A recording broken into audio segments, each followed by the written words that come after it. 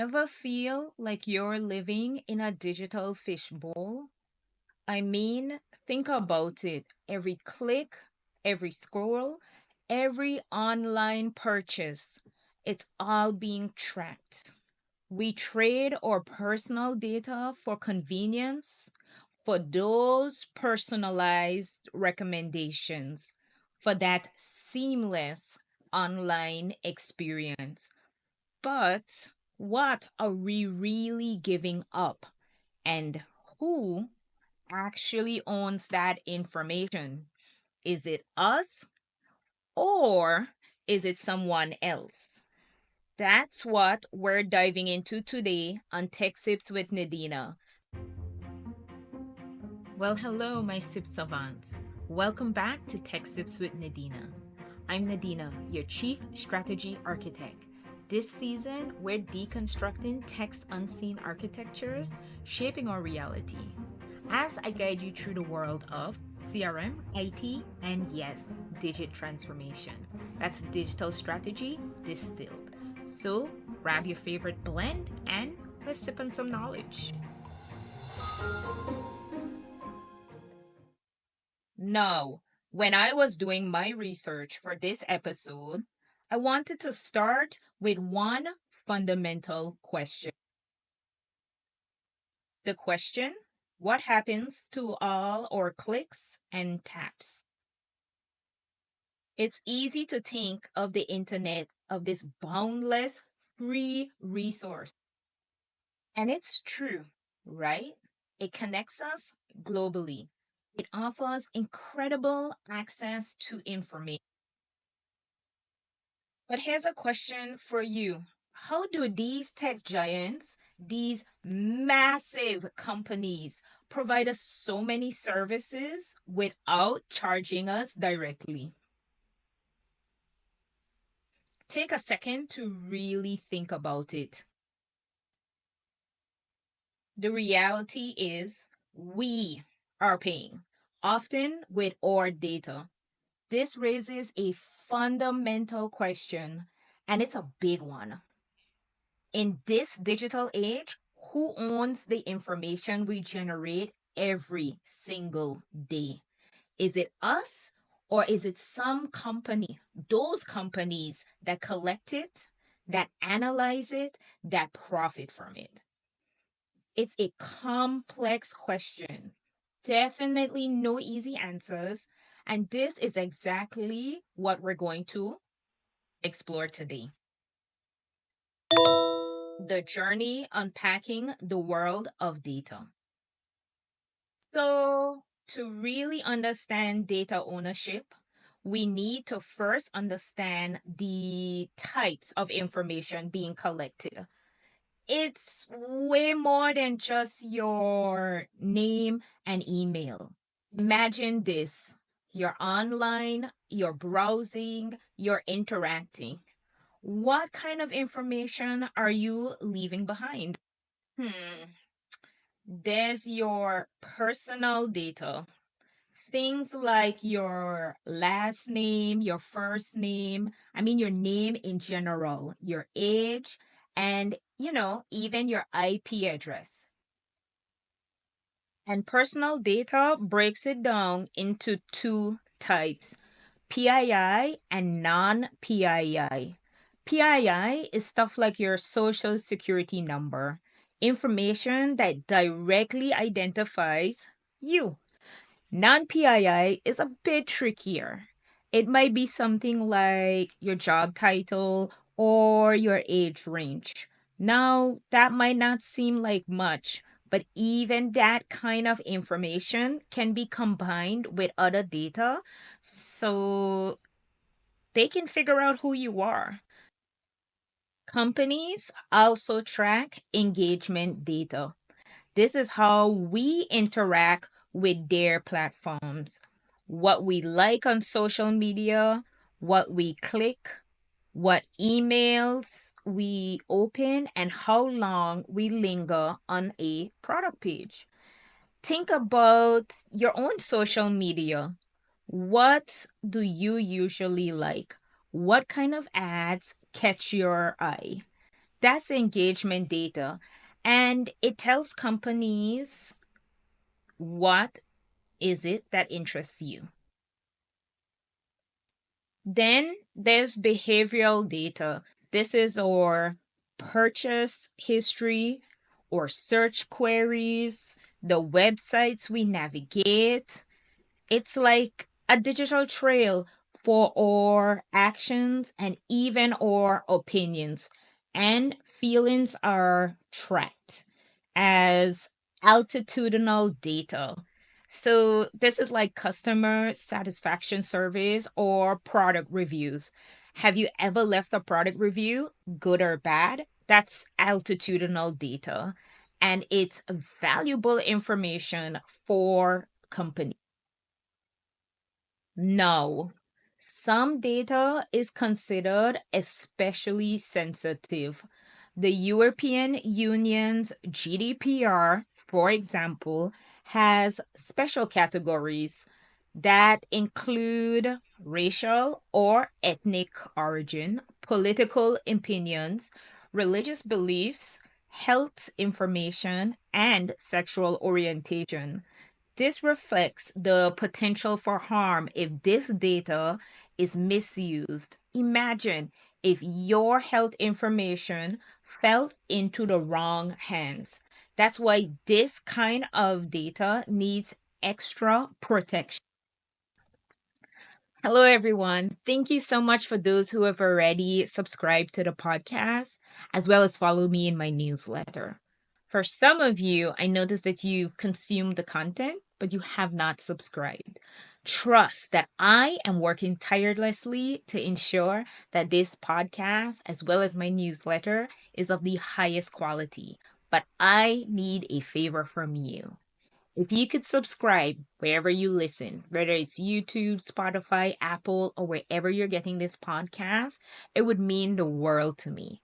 Thank you so much and enjoy the rest of it. And no, let's not forget online identifiers like cookie device fingerprints that follow us across the web. There's also location data from GPS, Wi Fi, and IP addresses, browsing history, purchase history, and or social media activity. Every post, every like, every comment, and every share. It's a lot to take in. And companies use various methods to collect this data, sometimes invisible. Cookies track us across websites. Apps use GPS to monitor our location. And even physical stores use signal trackers and in store Wi Fi monitoring. This raises ethical questions about transparency and information consent. Do you always know when your data is being collected? It's something to think about. The discoveries, the data marketplace, and its implications. Once collected, this data enters a huge, when I say huge, marketplace.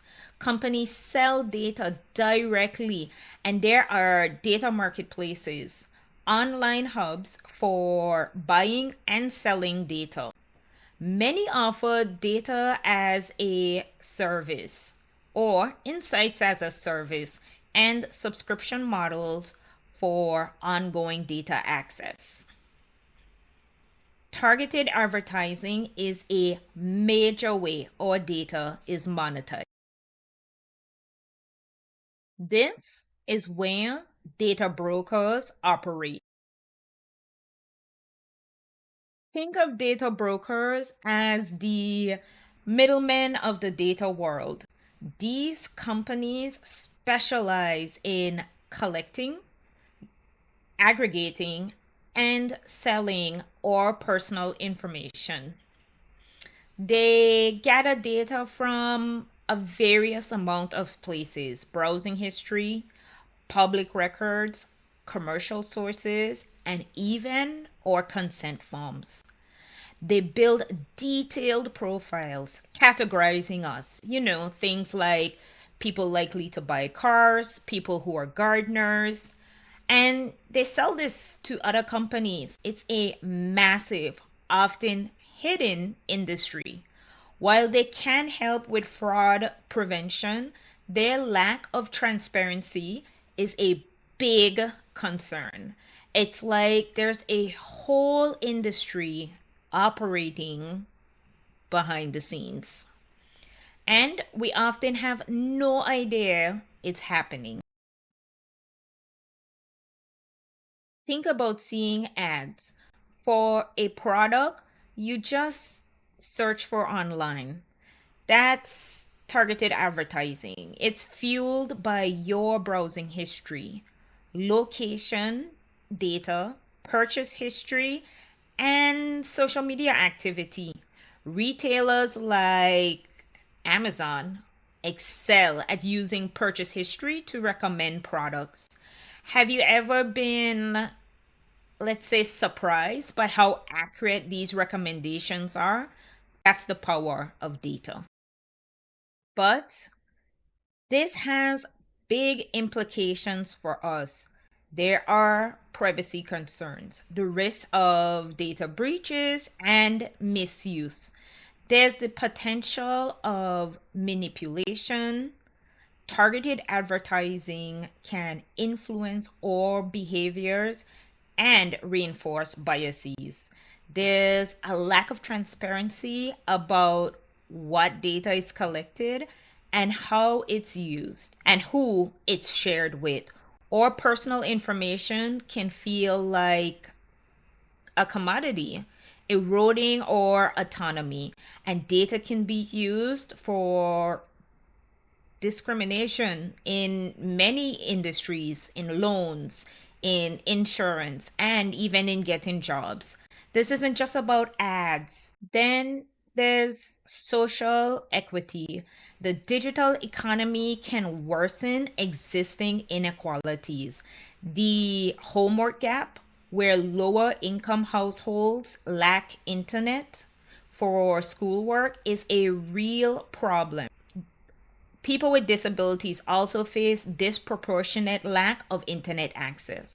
We need data equity, fair data practices for everyone. Finally, there's a concentration of power. A few tech giants, you know the ones, control vast amounts of our data.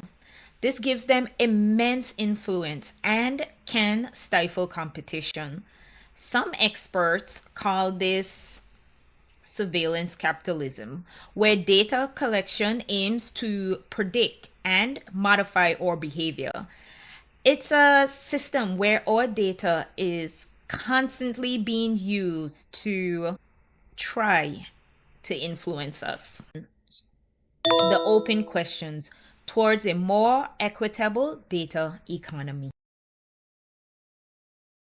It's complex, definitely, but there are solutions. One idea is giving individuals more ownership and control over their data. Imagine having more say in how your data is used and maybe getting compensated for it. Stronger regulations are going to be crucial to protect privacy and limit data collection. Laws like GDPR and CCPA are steps in the right direction. We need to promote data equality and ensure fairness in data systems. Individually, we can manage our digital footprint. What can we do? Like, really, what can we actually do? Well, there are definitely a few things. We can review our app permissions, giving the right amount of permissions, and adjust our privacy settings. We can use privacy tools like VPNs, private browsers, and ad blockers. There are even services to remove your data from the data brokers. Many organizations help us understand and manage data privacy. Groups like the Electronic Privacy Information Center, EPIC, the Electronic Frontier Foundation, EFF, and the Privacy Rights Clearinghouse offers resources and advocates for stronger protections. The Internet Association of Privacy Professionals, IAPP, is a great resource for those working in the field. And government agencies like the Cybersecurity and Infrastructure Security Agency, CISA, also provide helpful information.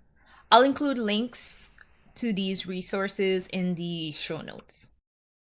So, as we wrap up, I hope this has illuminated the complex world of the data economy and the question of data ownership. It's an ongoing conversation, and staying informed is crucial. So I'm curious and I want to leave you with a couple questions. What are your thoughts on data ownership?